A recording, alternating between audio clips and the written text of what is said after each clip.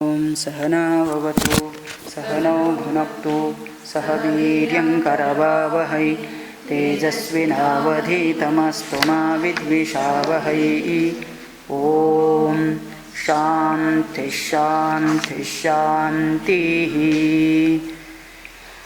चरितं रघुनाथस्य शतकोटिप्रविस्तरम् एकैकमक्षरं पुंसां महापातकनाशनं वाल्मीकिगिरिसम्भूता रामाम्भोनिधिसंगता श्रीमद्रामायणे गंगा पुनाति भुवनत्रयं वाल्मीकिर्मुनिसिंहस्य कवितावनचारिणः शृण्वन् रामकथानादं को न याति पराङ्गतिम्। जय जय रघुवीर समर्थ सियावर रामचंद्र भगवान की जय।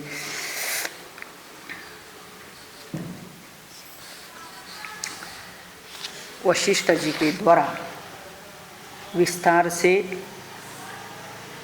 इक्ष्वाकु वंश का वर्णन, उनकी परंपरा में अभी तक कौन कौन राजे महाराजे हुए, कैसे अखंड परंपरा अभी तक चलते आ रही थी। ऐसे कुल में राजा जनक का पुत्री का विवाह होना यह अच्छी बात है। कुलवंत के घर में आपकी बेटी जा रही है और बिल्कुल सही जगह पर जा रही है करके वशिष्ठ जी ने बोल दिया था। तो अभी राजा जनक के कुल का परिचय दिया जाएगा। 1सप्ततितमः सर्गः 71st सर्गः स्टार्ट्स। एवं ब्रुवाणं जनकः प्रत्युवाच कृताञ्जलिः श्रोतुमर्हसि भद्रन्ते कुलन्न परिकीर्तितं प्रदाने हि मुनिश्रेष्ठ कुलं निरवशेषतः वक्तव्यं कुलजातेन तन्निबोध महामते। तो महर्षि वशिष्ठ इस प्रकार कुलवंश का परिचय दे चुके हैं। तब राजा जनक कहते हैं एवं ब्रुवाणं जनकः। तो ऐसे कहने वाले वशिष्ठ जी से जनक जी कहते हैं, और वो भी कैसे कहते हैं, कृतांजलि हाथ जोड़ के बोलते हैं श्रोतुम अर्हसि भद्रन्ते कुलम न परिकीर्तितम। हमारे कुल का भी वर्णन आप सुन सकते हो। प्रदाने ही मुनिश्रेष्ठ कुलम निरविशेषतः। तो हमारा कुल का परिचय भी ऐसा है कि कुलीन पुरुष के लिए कन्यादान के समय हमारे कुल का पूर्ण परिचय आवश्यक है और उसके बारे में आप सुनिए, क्योंकि हमारी भी कन्या आपके घर में जा रही है, तो हमारा भी कुल कैसा है इसको जानना बहुत जरूरी है। राजा भूत त्रिषु लोकेषु विश्रुतस्वेन कर्मणा निमित्त परमधर्मात्मा सर्वसत्ववतां वरः। तो कहते हैं कि लोक विश्रुतः, सभी जगह पर प्रसिद्ध ऐसा राजा, निमिहि परम धर्मात्मा, धर्म का आचरण करने वाले राजा निमि थे, और वो तीनों लोकों में विख्यात थे अपने धर्माचरण और अपना राजा का कारभार करने में। तो इसलिए उनके जनक के कुल में सबसे पहले राजा निमि हुए थे, उनका नाम निमि ही। तो कहते हैं तस्य पुत्रो मिथिर्नाम जनको मिथिपुत्रकः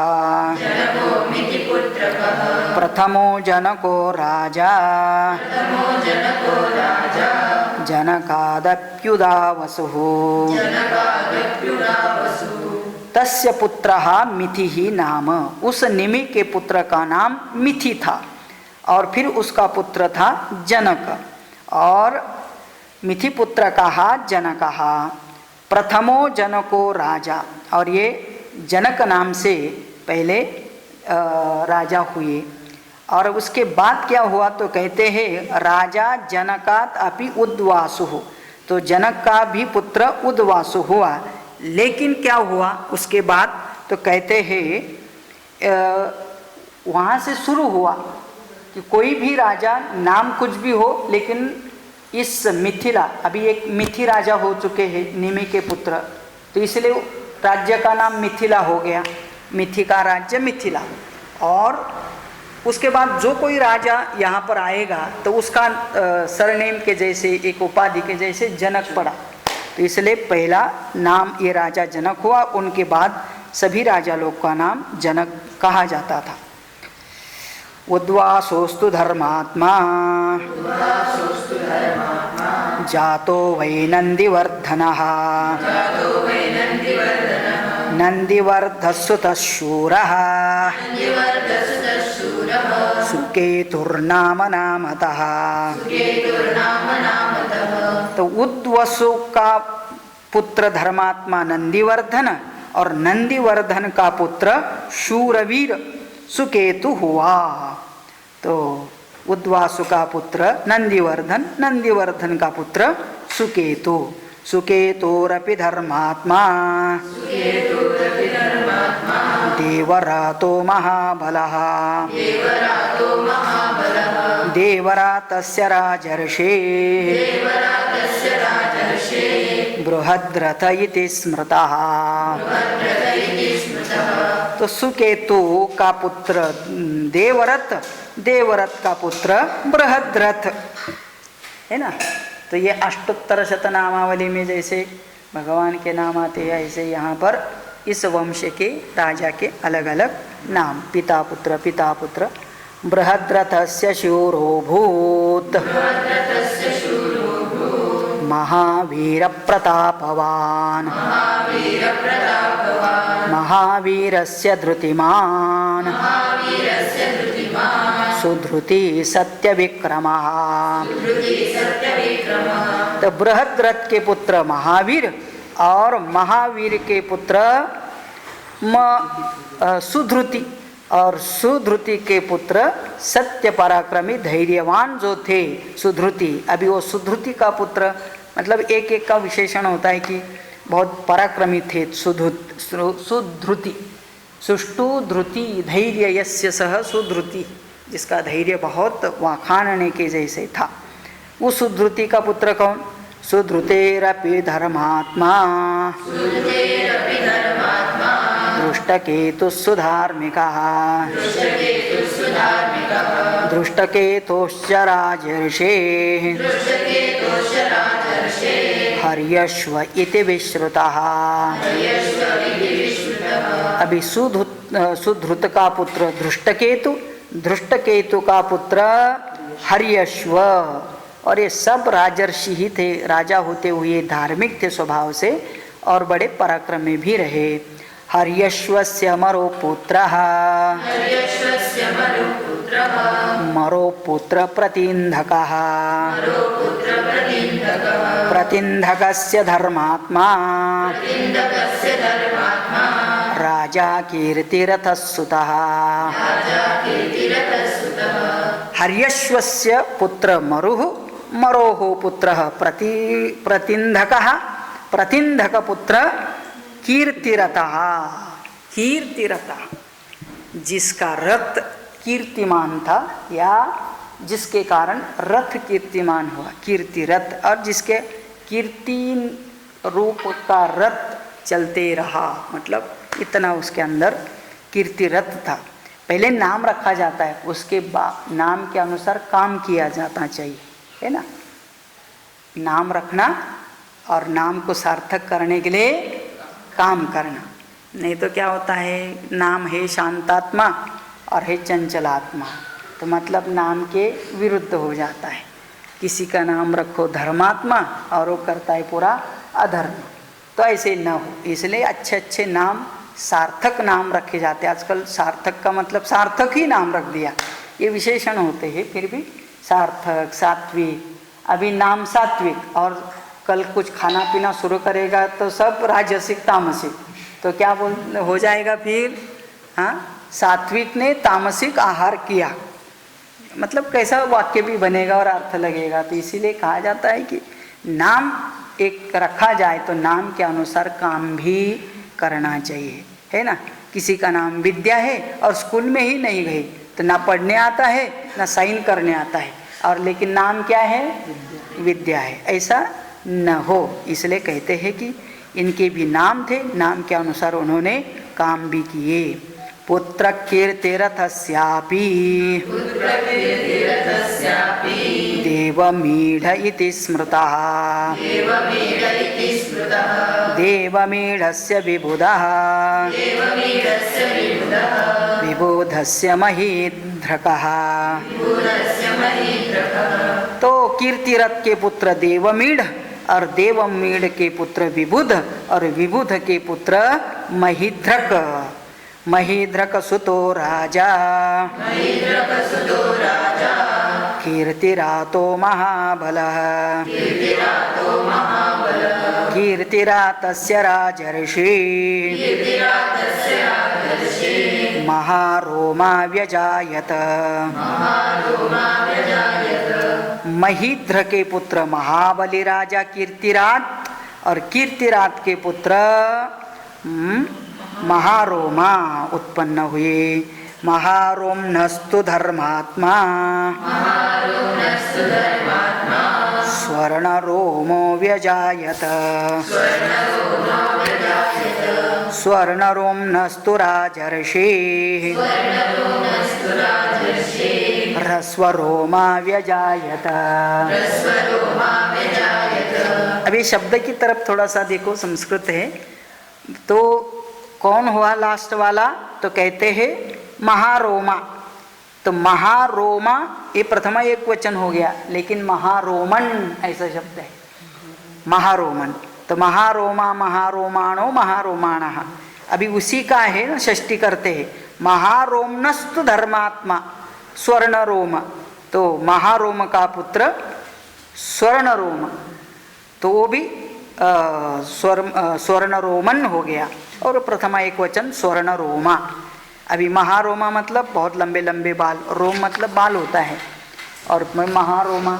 फिर दूसरा उसका पुत्र स्वर्णरोमा, उसके बाल भी सोने के जैसे चमकने वाले होंगे।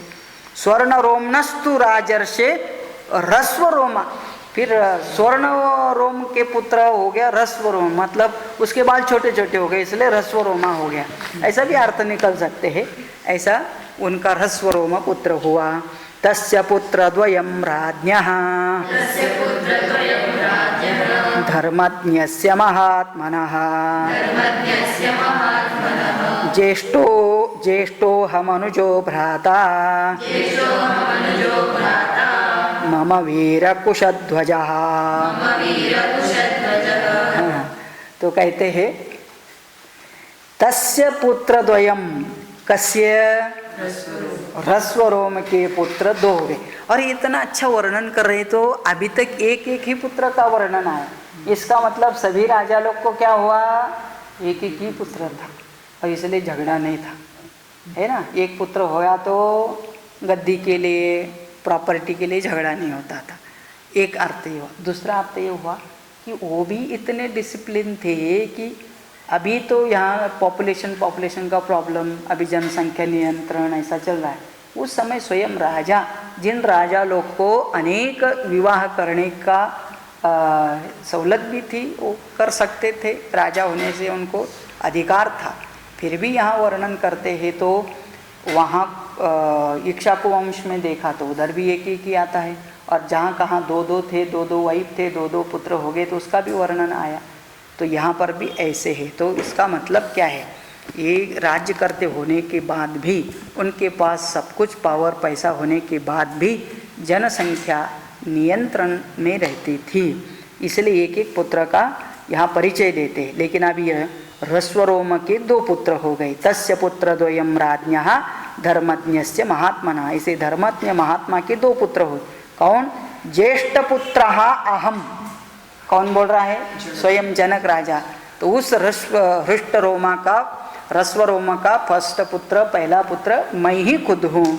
और अनुज, अनुज का मतलब छोटा भाई, अग्रज का मतलब बड़ा भाई, अग्रे जात पहले जन्म लिया हुआ अग्रज, और अनु का मतलब पश्चात बाद में जन्म लेने वाले को अनुज कहते हैं। तो बड़ा भाई को क्या बोलने का? अग्रज, और छोटे भाई को क्या बोलने का? अनुज। मतलब ये शब्द याद रखने का, कभी कभी यूज भी करने का। बड़ा भाई है तो बोलना ये हमारे अग्रज है, और बड़ा भाई बोलेगा तो ये हमारा अनुज है। तो ये संस्कृत शब्द और उसके अर्थ भी याद रखने चाहिए। तो इसलिए कहते हैं अनुजहा भ्राता मम वीरहा कुशध्वजः। तो इनके दोनों के नाम भी याद रखना। ज्येष्ठ भ्राता का नाम जनक और कनिष्ठ भ्राता का मतलब अनुज का नाम कुशध्वजः। अभी दो वर्तमान है। माम तु ज्येष्ठं पिता राज्ये सोऽभिषिच्य पिता मम कुशध्वजं समावेश्य भारं मयि वनं गतः। मां च ज्येष्ठं, मां च ज्येष्ठं, मैं ज्येष्ठ होने के कारण पिता राज्ये सह अभिशिष्य पिता मम। तो पिता ने, मैं पिता का ज्येष्ठ पुत्र होने से पिता ने मुझे मेरा ही राज्य अभिषेक किया, मतलब मुझे राजगद्दी पर बिठा दिया। और स्वयं क्या किया? कुशध्वंश को मेरे पास छोड़ दिया। कुशध्वंशम समावेश्य, उसके सहित मुझे यहाँ पर राजभार सौंप दिया। और स्वयं पिताजी कहाँ गए? मई भारम मई समावेश्य, पूरा भार मेरे ऊपर छोड़ करके, और वनम गतः, पिताजी वन में चले गए। ये परंपरा रही है, मरने तक वहाँ गद्दी पर पकड़ के नहीं बैठे। रिटायर होने के बाद वहाँ से जंगल वन में चले जाते थे, वहाँ तपस करते थे, वहाँ एकांत में रह कर के जो नहीं कर पाए अभी तक वो सब जप तपादि करते थे। ये राजा लोग करते थे, आजकल के प्रजा लोग नहीं कर रहे। ये शोकांतिका है। तो इसका मतलब क्या है? उन राजा लोगों से भी सीखना है। वृद्धे पितरे स्वर्याते धर्मेण धुरमाहवम् भ्रातरं देवसंकाशम् स्नेहात् पश्यन् कुशध्वजम्। वृद्धे पितरी स्वर्याते, स्वर का मतलब स्वर्ग, स्वर्याते, या धातु याते, गए। तो जब हमारे पिताजी वृद्ध हो गए और उनको स्वर्गवास हो गया, तो फिर उसके बाद पूरा मतलब मैंने संभाल लिया सब कुछ। धर्मेण धुरम आवहम, मैंने बहुत धर्म से यह राज्य कारभार संभाला। भ्रातरम देव संकाशम, और अपने भाई को भी देवता तुल्य भाई या देवरूप भाई को स्नेहात पश्चन, बहुत स्नेह से प्यार से हमने देखा, मतलब उसका संभाल किया। तो भाई भाई का प्रेम भी देखो, बड़ा भाई पिता समान होता है, ये शास्त्र कहता है। तो इसलिए पिताजी जाने के बाद मैं पितृत्व का निर्वहन करते हुए अपने अनुज भाई कुशध्वज का पालन भी किया। कस्यचित्त्वथ कालस्य सांकाशादागता पुरा सुधन्वा वीर्यवान् राजा मिथिलामवरोधकः। कस्यचित् तु अथ, शब्द देख लीजिए, कस्यचित् तु अथ। सो कस्यचित् अलग शब्द है, तू अलग है, और अथ, तो तू प्लस अथ इको यणाची। हाँ, तो कस्यचित् त्वथ कालस्य, किसी काल में, अभी डेट उनको याद नहीं है, लेकिन राजा जनक कहते हैं कि हमारे ही राज्य कारभार करते समय किसी काल में क्या हुआ? सांकाशात आगतः पुरा, सांकाश्य नाम का नगर है बाजू में, और वहाँ का राजा का नाम था सुधन्वा। बड़ा वीर्यवान राजा था, शक्तिशाली था, लेकिन उसने क्या किया? मिथिलाम अवरोधकः, मिथिला मतलब हमारे राज्य के ऊपर उसने आक्रमण कर दिया, चढ़ाई कर दी। स च मे प्रेषयामास शैवं धनुरनुत्तमम् सीता च कन्या पद्माक्षी मह्यं वैदीयतामिति। अभी कुछ कारण भी होना चाहिए ना कि इसके ऊपर आक्रमण करने के लिए। तो मिथिला के ऊपर उस सुधन्वा ने आक्रमण क्यों किया? तो सच में प्रेषयामास शैवम धनु अनुत्तमम। वो चाहता था कि ये जो शिवधनुष्य आपके यहाँ रखा है वो मुझे देना चाहिए। और इतना ही नहीं, उसके साथ साथ सीता च कन्या पद्माक्षी मह्यम वैदीयताम, और सीता का विवाह भी मेरे साथ करना चाहिए। जब उन्होंने ऐसी प्रतिज्ञा कर ली है कि जो वो शिव धनुष्य को उठाएगा, प्रतिज्ञा चढ़ाएगा, उसी के साथ कर देंगे, तो वो चढ़ाने में काबिल नहीं हुआ, हो सकता है वो उस परीक्षा में पास नहीं हुआ, तो फिर उसने दूसरा मार्ग अपनाया कि चलो इसके ऊपर लड़ाई करके ही इसको लेके जाएंगे करके। तो उस समय पर फिर राजा जनक ने क्या किया? तस्या प्रदानान् महर्षे युद्धमासीन्मया सह सहतोभिमुखो राजा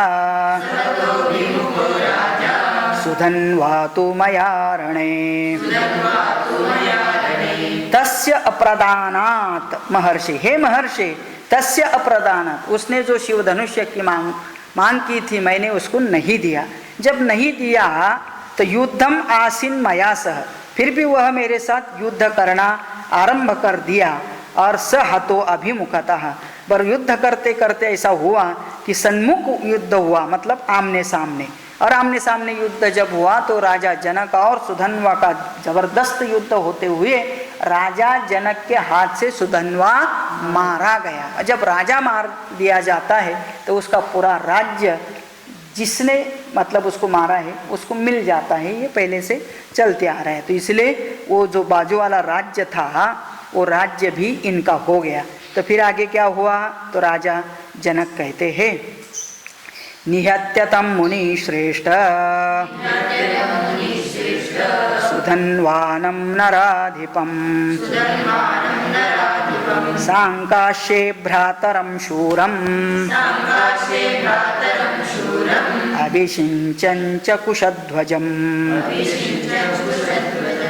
निहत्यतं मुनि श्रेष्ठम, हे मुनि श्रेष्ठ, उसको मार देने के बाद सुधन्वानम नराधिपम, नराधिप नरश्रेष्ठ सुधन्वा को जब हमने मार दिया युद्ध में, तो सांकाश्य भ्रातरम शूरम अभिषिंचम कुशध्वजम, तो सांकाश्य राज्य में उस नगरी में हमने अपने छोटे भाई कुशध्वज का अभिषेक कर दिया, मतलब उसको राजा बना दिया। कनीयानेश मे भ्राता अहम ज्येष्ठो महामुने ददामि परमप्रीतः वध्वौ ते मुनिपुंगव। हाँ, इस प्रकार से उन्होंने अपने कुल का परिचय पूरा कर दिया है। और आज इस मतलब मिथिला का राजा जनक मैं हूँ और सांकाश्य नगरी का राजा मेरा भाई कुशध्वज है। तो इस प्रकार से अभी उनका परिचय पूरा हो जाता है। और अभी जो वर्तमान विषय चल रहा है कि ऐसे हम कुल वाले, हम अपनी दो कन्याओं का विवाह इक्ष्वाकु वंश वाले इन दोनों राजकुमार के साथ कराना चाहते हैं, ऐसे वशिष्ठ जी से बात कर रहे हैं। तो हे महामुने, कनियान येष मे भ्राता, यह मेरा कनिष्ठ भ्राता है, अनुज है, और मैं उसका ज्येष्ठ भ्राता हूँ। ददामी परम प्रीता, मैं बहुत प्यार से हमारी वध्वो, वधु का मतलब कन्या, अभी वो कन्या जो वधु होने वाली है, इन दोनों का विवाह उनके साथ हम कराना चाहते हैं। हे मुनिपुंगव मुनिश्रेष्ठ, सीतां रामाय भद्रन्ते उर्मिलां लक्ष्मणाय वै वीर्यशुक्लां मम सूतां सीतां सुरसुतोत्तमां। सीतां रामाय, सीता का विवाह किसके साथ? राम जी के साथ। उर्मिलाम लक्ष्मणाय, उर्मिला का लक्ष्मण के साथ। वीर्य शुक्लाम मम सुताम, ये बहुत सामर्थ्यशाली, और शुक्ल वीर्य का मतलब शर्त, शर्त का मतलब एक हमने जो वादा किया था उस वादा को राम जी ने पूरा किया, और इसीलिए उसका विवाह उनके साथ ही करना है। सीताम सुर सुतोत्तमाम, और यह सीता मेरे लिए देव कन्या के समान है, मतलब मिले भी है ऐसी और वो दिखने में भी है बहुत देवता तुल्य। द्वितीया द्वितीया मुर्मिलां चैव त्रिवदामि न संशयः ददामि परमप्रीतः वध्वौ ते मुनिपुंगव। द्वितीयाम उर्मिलां च एव त्रिर्वदामि न संशयः, मतलब त्रिर्वदामि का मतलब मैं सत्य बोल रहा हूँ कि मैं, यह मेरा द्वितीय पुत्री कौन, उर्मिला, इसका विवाह भी मैं लक्ष्मण के साथ, त्रिवदामि का मतलब निश्चय करके बोल रहा हूँ, ददामि, और वो भी परम प्रीता वधौते मुनि पुंगव, इन दोनों को मैं वधु बना करके उनके साथ विवाह कराता हूँ। राम लक्ष्मणयो राजन् गोदानं कारयस्वः पितृकार्यं च भद्रन्ते ततो वैवाहिकं कुरु। अभी वशिष्ठ जी से बात तो हो चुकी है कि अपना निश्चय कर दिया है, उनके सामने भी कर दिया, गुरुजन लोग है वो। अभी राजा जनक राजा दशरथ की तरफ देख करके बोल रहे हैं, बस आपका कुल हमारा कुल और आपके गुरुवर्य हमारे गुरुवर्य सबके सामने ये पक्का हो गया कि हमारे दोनों कन्याओं का विवाह आपके दो पुत्रों के साथ करने का निश्चय हो चुका है और अभी उसका समय आया है। इसलिए विवाह से पहले जो जो कार्य करने हैं आप कर लीजिए, ऐसे दशरथ जी से बोल रहे। क्या करना है तो कहते हैं राम और लक्ष्मण के लिए, मतलब आदमी को ये विवाह करना भी बड़ा एक तो खतरे का काम है और ये जीवन भर के लिए टिकने वाली चीज़ होनी चाहिए, इसलिए बहुत पुण्य की ज़रूरत होती है और इसलिए माँ बाप भी पुण्य कर्म करने पड़ते हैं। तो क्या पुण्य करना है तो गोदानम कारयस्व, इन बच्चों के हाथ से या आप स्वयं गाय का दान कीजिए, बहुत पुण्य का काम करना है तो पहले गोदान किया जाता है। पितृकार्यंच भद्रन्ते, और पितृओं के लिए भी नांदी श्राद्धादि कार्य कुछ पिंडदान आदि किए जाते हैं, तो इसको देव कार्य कहा जाता है। तो ये सब आप कर लीजिए। क्यों? भद्रन्ते ततो वैवाहिकं कुरु, जिससे कि हमारा यह विवाह कार्य आरंभ हो जाएगा और संपन्न भी हो जाएगा, इसमें किसी भी प्रकार का विघ्न न आ जाते। मघाह्यद्य महाबाहो तृतीय दिवसे प्रभो फल्गुन्यामुत्तरे राजन् तस्मिन् वैवाहिकं कुरु। रामलक्ष्मणयोरर्थे दानं कार्यं सुखोदयम्। मया ही अद्य महाबाहु तृतीय दिवसे, मघा तो कहते कौन सा नक्षत्र है? मघा नक्षत्र है, और इस नक्षत्र के तीसरा दिन में क्या है? फाल्गुनी नक्षत्र शुरू होता है। तो हम लोग क्या करेंगे? उत्तरा फाल्गुनी नक्षत्र में यह विवाह कार्य किया जाएगा। सबके पत्रिका के ऊपर लिखा जाता है, कोई नहीं पढ़ता है, खाली बस किसका विवाह किसके साथ, कौन सा मंडप, कितना बजे, बस इतना देख लिया, चल दिया। इसके पहले कौन से मुहूर्त पर, कौन से नक्षत्र पर ये विवाह होना चाहिए, ये सब देखा जाता था और वो इसलिए उन्होंने लिख के रखा है फाल्गुन्याम उत्तरे, उत्तरा फाल्गुन नक्षत्र में हे राजन अस्मिन् वैवाहिकं कुरु राम लक्ष्मणयोः अर्थे दानं कार्यं सुखोदयम्।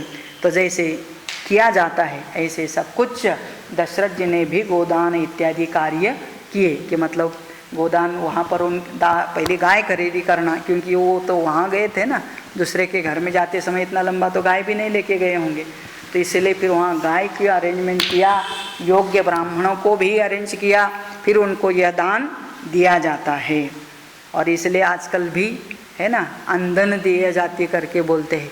तो लड़की का विवाह हो गया तो माँ बाप एक गाय भी भेज देते हैं बाद में, इनको बच्चे होंगे तो उनको दूध खाने के लिए भी गाय चाहिए जिसके पास। आजकल अब ये फ्लैट में रहने वाले पुणे जैसे जगह पर गाय दिया तो कहाँ रखेंगे बेचारे। तो इसका मतलब क्या है, आजकल तो बैग ही देना चाहिए। तो मतलब क्या है कि ये पहले वाला कितना सिस्टम सोच समझ के बनाया हुआ है, कितना सुंदर है। तो ये सब राजे महाराजे लोग भी इसका आचरण करते थे। ओम इत्यार्षे श्रीमद् रामायणे वाल्मीकिये आदि काव्ये बालकांडे 170तमः सर्गः। तो 71 सर्ग इसके साथ पूरा होता है। अगला सर्ग होता है 270तमः सर्गः, 72nd। विश्वामित्र के द्वारा, अभी विश्वामित्र जी को सब पता चला होगा कि इनके छोटे भाई जो है कुशध्वज, उसके भी 2 कन्याएं हैं और राजा दशरथ के भी और 2 पुत्र हैं। और आप सब लोग को भी पता होना चाहिए कि ये चारों पुत्रों का जन्म ऑलमोस्ट आसपास ही हुआ है। हाँ, एक ही डेट पर हुआ ये तो पता नहीं, लेकिन आसपास ही हुआ है, क्योंकि सबको पायसम एक ही बार मिली थी, एक ही बार खा ली है। तो बस कुछ ही समय के आसपास चारों के मतलब सेम उम्र वाले हैं और इसलिए सभी अभी विवाह योग्य हो गए। तो फिर क्या है, इतना बड़ा फूल, इतना बड़ा सब कुछ अच्छा मिल जाता है। और यही होता है ना, बहुत सारे लोग आज भी होते हैं, दूसरे के विवाह कार्य के लिए गए तो अपने बेटी के लिए कोई अच्छा वर मिलता है क्या, ये इनको मतलब क्या है, जिनके विवाह के लिए गए थे उनको छोड़ ही देते हैं, गप लगाते हुए खाते पीते दूसरा ही कार्य अपना शुरू करते हैं। तो ऐसे यहाँ पर भी वशिष्ठ जी को लगा या राजा दशरथ ने सोचाया होगा कि क्या ऐसा भी कर सकते हैं क्या, और 2 अपने बेटे हैं और उनको पता चला कि ये कुशध्वंश की भी 2 बेटियां हैं। तो हो सकता है उनके बीच में बातचीत हो गई। तो तुरंत विश्वामित्र जी ने क्या कहा, भरत और शत्रुघ्न को भी बुलाया जाए, जिनके साथ कुशध्वज की 2 कन्याओं का विवाह किया जा सकता है। तो इस प्रकार से अभी भरत और शत्रुघ्न को भी यहाँ पर बुलाया जाता है। इसका ही कथा भी यहाँ आगे बताते हैं। तमुक्तवन्तं वैदेहम् विश्वामित्रो महामुनिः उवाच वचनं वीरं वसिष्ठसहितो नृपम्। तम उक्तवन्तं वैदेहम्, इस प्रकार से विदेह राजा को बताया गया कि अभी सभी तैयारी हो गई है इनके द्वारा। तो उस उतने में है विश्वामित्र जी का आगमन, मतलब वो तो वही है लेकिन वो उठ के बोलते हैं, विश्वामित्रः महामुनिः उवाच वचनं वीरं वशिष्ठ सहितो नृपम्। तो मतलब क्या है कि ये सभी लोग, राजे लोग भी उधर ही है और वशिष्ठ और विश्वामित्र, वामदेव, ये सब बड़े बड़े महात्मा लोग भी हैं। तो उसी समय पर विश्वामित्र जी ने और एक प्रस्ताव रख दिया। कौन सा प्रस्ताव? अचिंत्यान्य प्रमेयाणि कुलानि नरपुंगव इक्ष्वाकूणां विदेहानां नैषां तुल्योऽस्ति कश्चन। तो कहते हैं नरश्रेष्ठ इक्ष्वाकु और विदेह कुल के जैसे वंश यहाँ अचिंत्यनीय, ऐसा चिंता भी नहीं कर सकते कि इनके तुल्य और कोई इतने बड़े बड़े 2 कुल हो सकते हैं। इक्ष्वाकूणां विदेहानां तुल्यः न अस्ति कश्चन।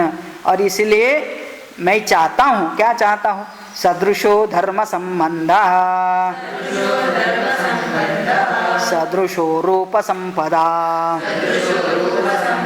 राम लक्ष्मणयो राजन्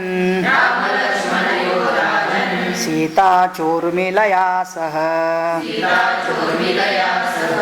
देखो आप दोनों के कुल कैसे हैं, सदृशः, बिल्कुल समान है। किस संबंध में? धर्म संबंधः, धर्म का आचरण करने में हो, या सदृशो रूप संपदा, और रूप वैभव के दृष्टि से भी देखा जाए तो दोनों कुल भी समसमान है।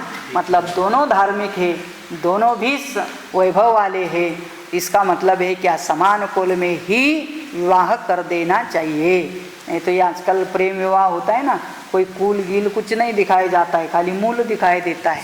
तो मतलब क्या है, मुलं मुली बघता तेवढं, तो मतलब क्या है, वो खाली होता है। लेकिन कुल के बारे में, परंपरा के बारे में, उनके संस्कार के बारे में भी सोचना चाहिए। और इसे विश्वामित्र जी को लगा कि आप तो धर्म के बारे में सदृश है, रूप संपदा में भी समान है, और जैसे राम लक्ष्मण का सीता और उर्मिला के साथ विवाह हो रहा है वैसे ही मैं और कुछ चाहता हूँ। क्या चाहता हूँ बताते हैं। वक्तव्यंच नरश्रेष्ठ श्रूयतां वचनं मम भ्राता यवीयान् धर्मज्ञः एष राजा कुशध्वजः अस्य धर्मात्मनो राजन् रूपेण प्रतिमं भुवि सुताद्वयं नरश्रेष्ठ पत्न्यर्थं वरयामहे भरतस्य कुमारस्य शत्रुघ्नस्य च धीमतः वरयेते सुते राजन् तयोरर्थे महात्मनोः। तो वक्तव्यम नरश्रेष्ठ श्रूयताम वचनम मम, आप सभी लोग ध्यान से मेरा वचन सुनिए। कौन कह रहे? विश्वामित्र जी। पहले विश्वामित्र जी बोलते तो सभी लोग जागृत होके ही सुनते हैं, और उसमें से भी वो बोलते हैं कि आप ठीक तरह से सुन लीजिए। क्या सुनना है? तो कहते हैं भ्राता यवीयान धर्मज्ञ कुशध्वजा। इस राजा जनक का यवीयान मतलब यंगर ब्रदर, यवीयान का मतलब यंगर, यंगर मतलब छोटा भाई। वो कैसा है? यवीयान धर्मज्ञ, वो भी इनके जैसे धर्मात्मा है जिसका नाम कुशध्वज है। अस्य धर्मात्मा न राजन, इस धर्मात्मा राजा के भी रूपेण अप्रतिमम भुवि, इस भूमि पर रूप के बारे में इन किसी से भी कम नहीं है, ऐसे दो कन्या उसकी भी है। सुता द्वयम नरश्रेष्ठ, उसके भी दो सुता का मतलब कन्या। और पत्न्यर्थम वरयाम है, उनका भी पत्नी बना करके मतलब वर ढूंढना है। और इसलिए विश्वामित्र जी कहते हैं कि इनके लिए भी मेरे पास दो वर है, मतलब जिनके बारे में मैं सोच रहा हूँ वो कौन है? भरतस्य कुमारस्य च शत्रुघ्नस्य च धीमतः। भरत और शत्रुघ्न ये दो कुमार है। वरयेते सुते राजन तयोरर्थे महात्मनो, इसलिए उन दोनों के लिए भी आप इस कुशध्वज के दोनों पुत्रियों का विचार कीजिए करके विश्वामित्र ने राजा दशरथ जी से कहा। पुत्रा दशरथस्येमे रूप यौवनशालिनः लोकपाल समा सर्वे देवतुल्य पराक्रमाः। ये मध्यस्थी लोग होते हैं ना, दोनों तरफ से बात करते हैं। तो इनकी पुत्री में बहुत सुंदर है करके उनके जैसे सुंदर कोई नहीं है ऐसे भी बोल दिया। अभी कहते भरत और शत्रुघ्न कैसे हैं? तो पुत्र दशरथस्य में रूप यौवन शालिना, वो भी रूप और यौवन में भी बहुत सुंदर है। लोकपाल समाह, अरे वो तो क्या बोले, लोकपाल का मतलब जैसे देवताओं में लोकपाल होते हैं ऐसे उनके सम देवतुल्य पराक्रमः, और किसी भी देवता से कम पराक्रमी भी नहीं है। तो इसका मतलब रूप से भी अच्छे, पराक्रम से भी अच्छे। तो उभयोरपि राजेन्द्र संबंधेनानुबध्यताम् इक्ष्वाकुकुलमव्यग्रम् भवतः पुण्यकर्मणः। तो फिर क्या करे? दोनों का भी आप सोचिए, उन दोनों भाई को उभयोरपि राजेन्द्र संबंधेन अनुबध्यताम, उन दोनों बच्चों को भी इनके साथ शादी करवा के इनका भी बंधन कर दो। इक्ष्वाकुकुलम अव्यग्रम भवतः पुण्यकर्मणः, और इसलिए आप लोग पुण्यवंत हो और ये विवाह भी पुण्य कार्य है, इसलिए उनके बारे में आप सोचिए सब। विश्वामित्रवच श्रुत्वा वसिष्ठस्य मते तदा जनकप्राञ्जलिर्वाक्यम् उवाच मुनिपुंगवौ। तो ठीक हुआ ना, वशिष्ठ जी के सम्मति के अनुसार विश्वामित्र जी का भी यह वचन सुनकर क्या हुआ, राजा जनक ने हाथ जोड़कर उन दोनों मुनिवरों से कहा। राजा जनक को बड़ा अच्छा लगा। और एवं भवतु भद्रं वः कुशध्वज सुते इमे कुलं धन्यमिदं मन्ये येषां तौ मुनिपुंगवौ सदृशं कुलसम्बन्धं यदा ज्ञापयत स्वयं। तो ये बात तो जनक को भी बहुत अच्छी लगी।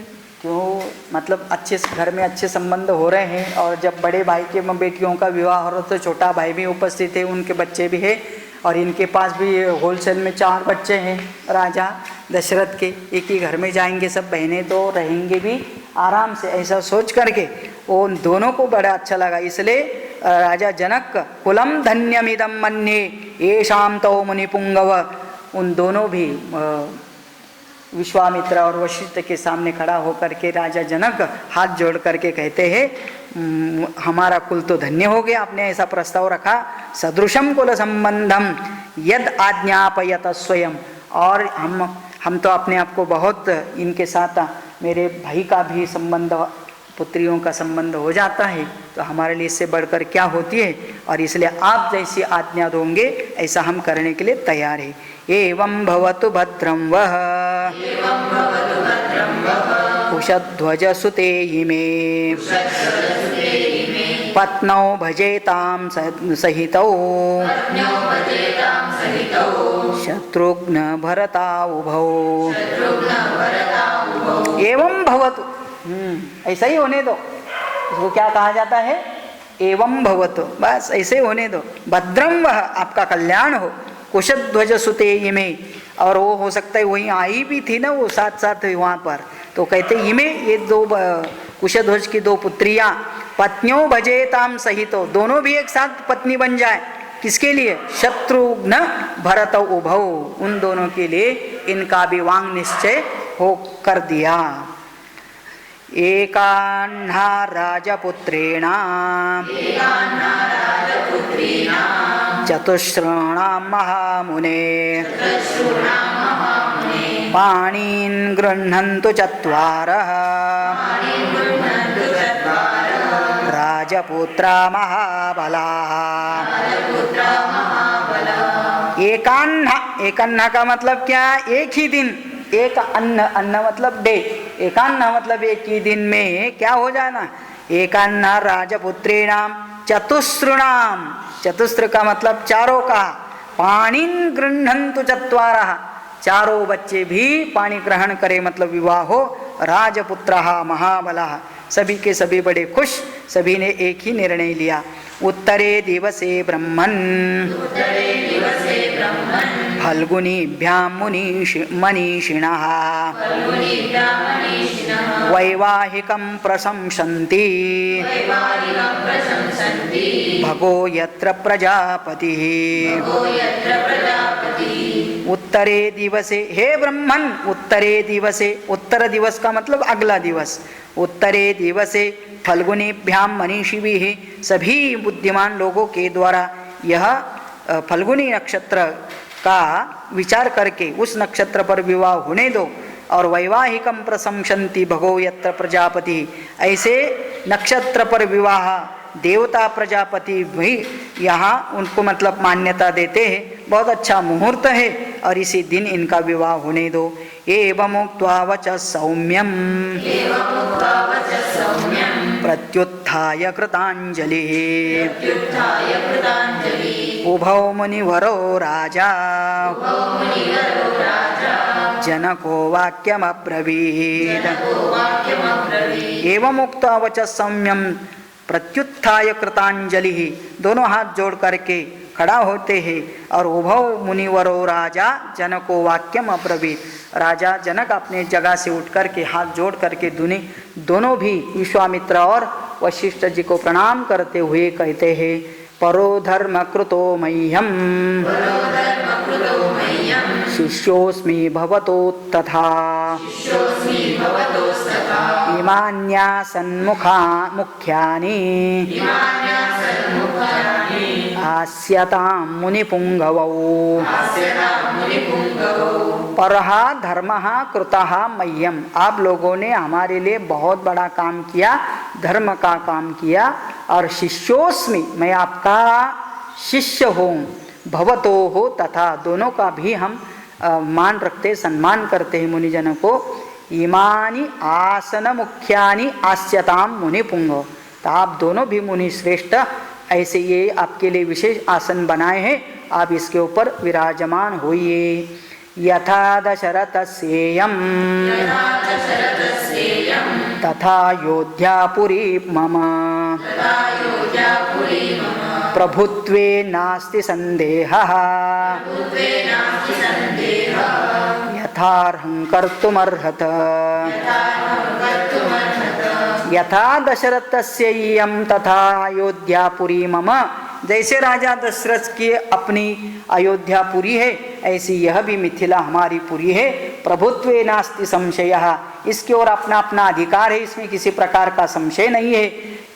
यथार्हं कर्तुम अर्हत, और इसलिए हम लोग अपनी जगह पर जो कुछ करना योग्य है उस करने में हम पूरी तरह से स्वतंत्र है। तथा ब्रुवति वैदेहे जनके रघुनंदनः राजा दशरथो हृष्टः प्रत्युवाच महीपतिम्। राजा जनक के द्वारा वैदेह जनकः तथा ब्रुवति, ऐसे बोलते ही रघुनंदनः राजा दशरथः हृष्टः, राजा रघुनंदन राजा दशरथ को बड़ा आनंद हुआ और उन्होंने भी उत्तर में कुछ कहा। क्या कहते हैं? ईवाम संख्येय गुणौ भ्रातरो मिथिलेश्वरो ऋषयो राजसंघाश्च भवद्भ्यामभिपूजिताः। तो कहते हैं कि मतलब जो भी सत्कार मिला यहाँ पर उसके लिए भी हम आपके आभारी है करके बोलते हैं।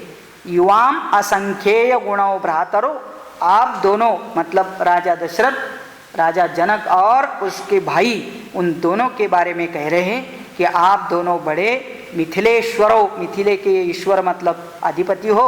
ऋषयः राज संख्याश्च, आपके यहाँ बहुत कुछ ऋषिगण भी है, यहाँ ऋषिगणों के बीच में और राज संघ के बीच में भवद्भ्याम अभिपूजितः, आपके द्वारा हमको इतना आदर सत्कार मिला, उसके लिए हम आपके बहुत ऋणी है, आभारी है। स्वस्ति प्राप्नुहि भद्रन्ते गमिष्यामः स्वमालयम् श्राद्धकर्माणि विधिवत् विधास्येति चाब्रवीत्। तो कहते हैं कि स्वस्ति प्राप्नुहि भद्रन्ते, आप लोगों का भला हो, कल्याण हो, ऐसे राजा दशरथ जनक जी से बोलते हैं और कहते हैं कि गमिष्यामः, हम लोग अभी चलते हैं, स्वमालयम, हमारे निवास स्थान पर।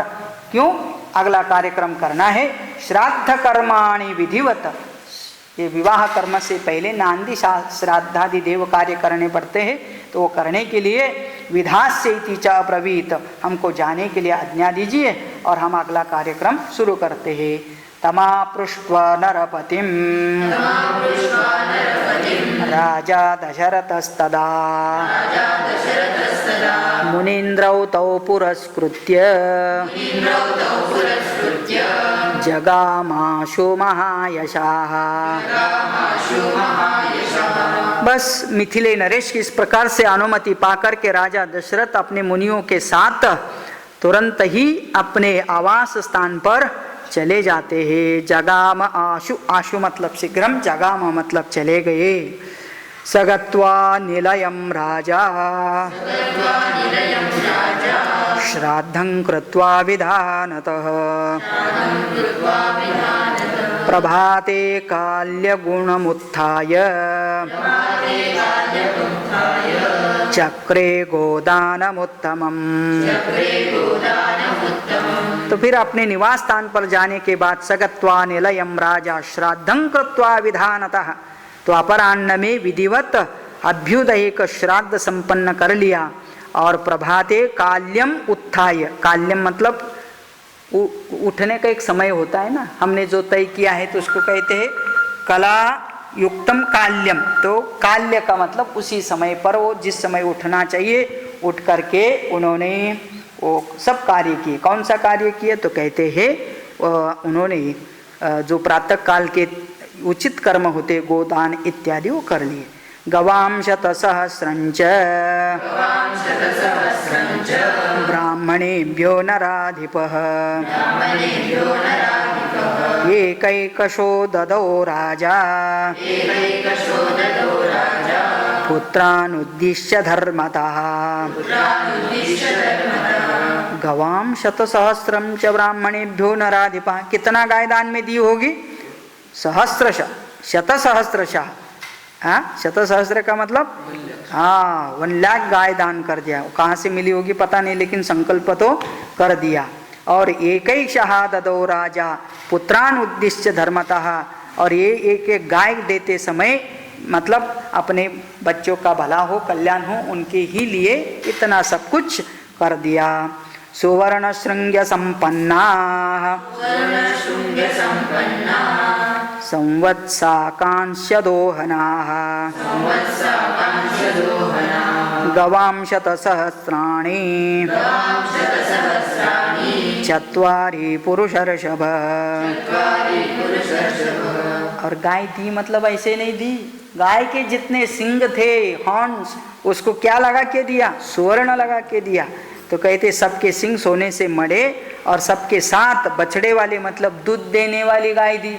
नहीं तो आज लेके जाओ साल भर रखो उसके बाद दूध देना शुरू होगा या नहीं होगा, ऐसा नहीं, सब दूध देने वाली बछड़ों के साथ दे दिया। दोहना का मतलब दूह का मतलब दोहन करना, दोहना का मतलब जो दोहन देने वाली है, दूध देने। गवां शतसहस्राणि चत्वारि पुरुषर्षभ वित्तमन्यच्च सुबहु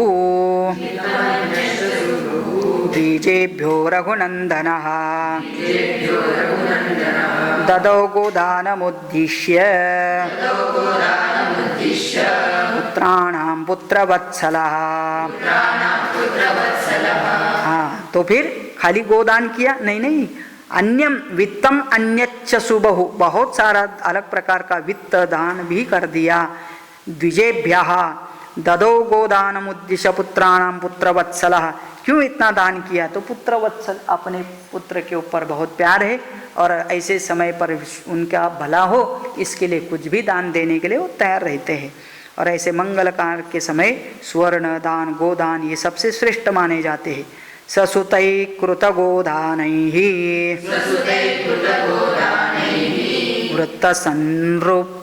वृत्तसन्नृपतिस्तदा लोकपालैरिवा भाति वृत्तः सौम्य प्रजापतिः। अभी आप कभी कल्पना कर सकते हैं, राजा दशरथ उम्र भी हो चुकी है, इतना बढ़िया कार्य कर रहे हैं, जिनके राम लक्ष्मण भरत शत्रुघ्न के जैसे पुत्र है, जिनके गुरु विश्वामित्र वशिष्ठ वामदेव जैसे महर्षि उनके आसपास है, ऐसे वो कैसे शोभा देते होंगे? तो कहते हैं जैसे प्रजापति ब्रह्मा जी सभी देवताओं के बीच में बैठ करके सुशोभित होते हैं, ऐसे राजा दशरथ भी ये दान धर्म करते हुए एक प्रजापति जैसे लग रहे थे। ऐसे इस विवाह कार्य से पहले इस प्रकार का वहाँ दान धर्म करने का वातावरण बन चुका है। अभी इनका विवाह करने के लिए वो अगले दिन का मुहूर्त है, मतलब नेक्स्ट दिन, तो ये कल विवाह हो जाएगा। ओम इत्यार्षे श्रीमद् रामायणे वाल्मीकीये आदिकाव्ये बालकाण्डे द्विसप्ततितमः सर्गः। ये 72 का मतलब 72वां सर्ग भी पूरा होता है। अगली कथा अगले दिन। ओम पूर्णमदः पूर्णमिदं पूर्णात् पूर्णमुदच्यते पूर्णस्य पूर्णमादाय पूर्णमेवावशिष्यते। ओम शांति शांति शांति। जय जय रघुवीर समर्थ सियावर रामचंद्र भगवान की जय।